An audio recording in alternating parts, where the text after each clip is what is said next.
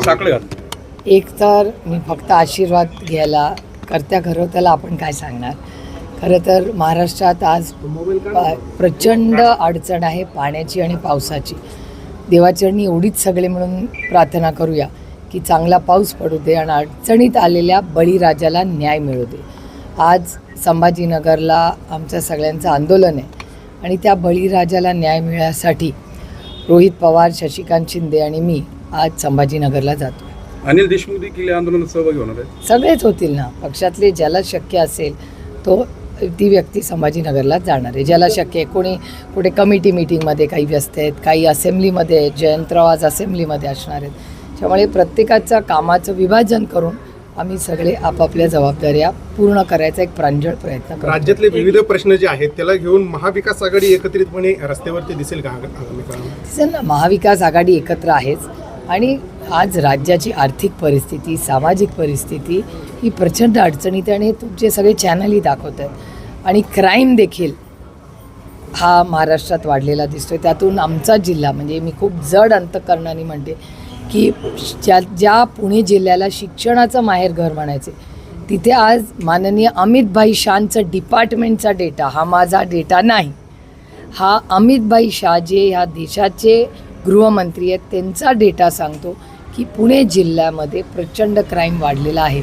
त्याच्यामुळे खूप जड अंतःकरणाने म्हणते, कारण का मी स्वतः त्या भागाची लोकप्रतिनिधी आहे आणि आपल्या जिल्ह्यामध्ये जिथे आपण लोकप्रतिनिधी म्हणून काम करतो त्या जिल्ह्यामध्ये जर क्राईम वाढत असेल तर मला सांगा किती चिंताजनक आहे. एकीकडे टीईटीचे पेपर फुटत आहेत, नीटचे पेपर फुटत आहेत, मात्र सत्ताधारी कुठेतरी केवळ आमदार आणि खासदार फोडण्यातच व्यस्त दिसतात. तुम्ही जर सोशल मीडियामध्ये बघत असाल तर कालच मी एक जाहिरात बघितली, एक जोक पाहिला. एक महिला आहे, ती एका दुकानात जाते आणि ती 6 अंडी विकत घेते आणि ती त्या माणसाला विचारते की बाबा ही 6 अंडी फुटणार नाहीत ना घरी जायस्तोवर? तर ती म्हणाली की काय आमदार खासदार नाही आहे, ती अंडी आहेत, ते फुटणार नाहीत. हे दुर्दैव आहे की आज एवढी चेष्टा आमच्या आमदार खासदारांची. आम्ही लोकप्रतिनिधी आहोत, ठीक आहे, प्रत्येकाला त्याचं मत, पक्ष बदलायचा अधिकार भारतरत्न डॉक्टर बाबासाहेब आंबेडकरांनी दिलेला आहे, माझं काही म्हणणं नाही. पण ज्या पद्धतीने सत्तेचा वापर, पैशाचा वापर, रेटा वापरला जातो हे एका सुसंस्कृत समाजासाठी आणि एका सशक्त लोकशाहीसाठी घातक आहे. पक्ष बदलण्याचं वगैरे माझं काही म्हणणं नाही, तो प्रत्येकाचा प्रश्न आहे आणि लोकशाही त्याला अधिकार दिला आहे भारतरत्न डॉक्टर बाबासाहेब आंबेडकरांनी. पण ज्या पद्धतीने या गोष्टी होत आहेत किंवा समाजात जी चर्चा होते, पुढची पिढी आमदार खासदारांबद्दल आमच्याबद्दल काय विचार करेल असाही एक मनात विचार येतो ना आमच्या, आणि अस्वस्थ करणारा विचार. महाविकास आघाडी म्हणून आपण लोकसभेची निवडणूक लढला, मात्र जेव्हा आता शिवसेनेचे 6 खासदार फुटत आहेत तर राष्ट्रवादी आणि काँग्रेसकडून रस्त्यावर दिसत नाही. नाही, कसं आहे, आम्ही उद्धवजींच्या कॉन्टॅक्टमध्ये आहोत. मी तर संजय राऊत साहेबांशी रोजच बोलते, आम्ही आढावा घेतो. आज पहिला राऊंड त्यांना घ्यायचा होता, आम्ही म्हणलो होतो की आम्ही येऊ शकतो. त्याच्यामुळे आजच योगायोगाने उद्धवजी शिर्डीमध्ये आहेत आणि मी 2-3 दिवस रेग्युलरली त्यांची भाषणं, त्यांचा प्रवास सगळंच फॉलो करतो आहे. आणि अर्थातच ज्या शिवसेनेने ज्यांना मोठं केलं, आज ते एक वेगळा विचार करू पाहता, हे अर्थातच दुःख देण्याची गोष्ट आहे. त्याच्यामुळे महाराष्ट्राचं राजकारण हे खूप बदलतं आहे आणि त्याची पातळी घसरते का अशी एक भावना आज वर्तमानपत्रात आणि समाजात ही दबक्या आवाजात सातत्याने ऐकायला मिळते. त्याच्यामुळे छत्रपतींच्या महाराष्ट्रात, शाहू फुले आंबेडकरांच्या महाराष्ट्रात, यशवंतराव चव्हाणांच्या महाराष्ट्रात आज ही परिस्थिती आली आहे, ही खूप दुर्दैवी आहे. तुम्ही आज उद्धव ठाकरेंची भेट घेणार आहात? नाही, मी अहिल्यानगरला चालले. मी परवा त्यांची भेट घेऊनच आले उद्धवजींची. राजकारण घसरले तुम्ही म्हणताय, मात्र जी भाषा आज वापरली जाते, ज्या पद्धतीची भाषा ती सगळ्याच पक्षातील अनेक नेत्यांकडून असेल, कसं पाहता या सगळ्या भाषा? मी तुम्हाला खरं सांगू, मला अशा वेळेस असे जेव्हा प्रश्न विचारतात ना, तेव्हा मला कैलासाची अरुणभाई जेटलींची आठवण येते.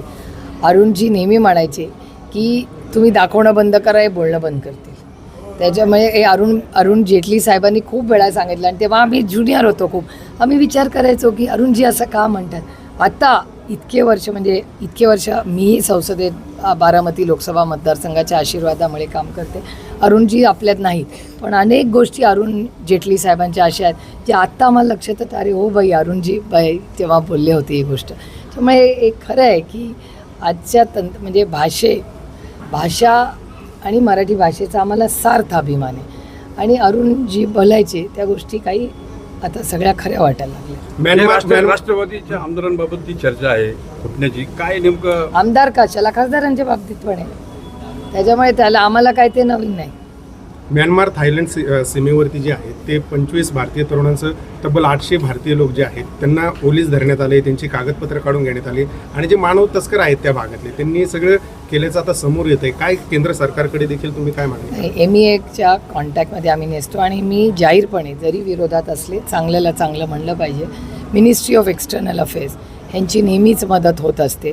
मग तुम्हाला आठवत असेल 2 दिवसापूर्वी काठमांडूला आपले काही लोक अडकले होते आणि तातडीने मिनिस्ट्री ऑफ एक्सटर्नल अफेअर्स आणि जयशंकरजींनी त्यांच्या डिपार्टमेंटनी मदत केली आणि आपल्या लोकांना आता व्हिसा मिळून ते कैलास मानसरोवरला जाणार आहेत. तशीच परिस्थिती इथे आहे. माझा विश्वास आहे की कधीतरी आपण सगळ्यांनी, जेव्हा आपल्या भारतीयाचा प्रश्न येतो तेव्हा आदरणीय पवारसाहेबांचं नेहमीच म्हणणं आहे की राजकारण होत राहील.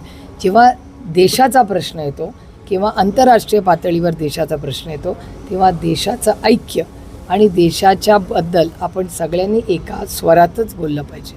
शेतमालाचं उत्पादन खर्च ज्या पद्धतीने वाढला आहे, डिझेल पेट्रोलचे दर वाढले मधल्या काळात, उत्पादन खर्च वाढल्याने फेर आढावा जो आहे हमी भावाचा तो घ्यावा. कापूस असेल, सोयाबीन असेल. नाही, हा सगळ्याचाच म्हणजे हे दुर्दैव आहे की मला खरं तर मी आज शिर्डीला दर्शनासाठी आले, मी काय टीका करण्यासाठी आले नाही. जे बोलायचं आहे ते संभाजीनगरला बोलीनच.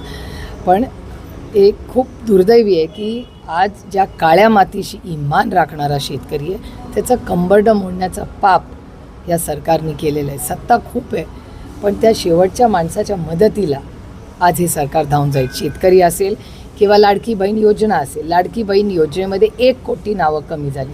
तुम्ही मला सांगताय की KYC करणं एवढं अवघड आहे. अहो, मनमोहन सिंग साहेबांच्या सरकारने आधार कार्ड आणली. गाव, वाडी, वस्तीवर आधार कार्ड मिळालं ना. आज आधारशिवाय कोण जातं का कुठे बाहेर? सवय झाली ना आणि यंत्रणा राबवली आणि त्याच यंत्रणेला तुम्ही मला सांगताय KYC होईना. आमच्या 1 कोटी महिलांचं इलेक्शन संपलं की स्वतःचं बजेटची सावरासावर करण्यासाठी. कारण का आजही माझं ठाम मत आहे आणि डेटा सांगतो की महाराष्ट्राची नाही अनेक राज्यांची आर्थिक परिस्थिती आणि देशाची आर्थिक परिस्थिती ही अडचणीत आहे.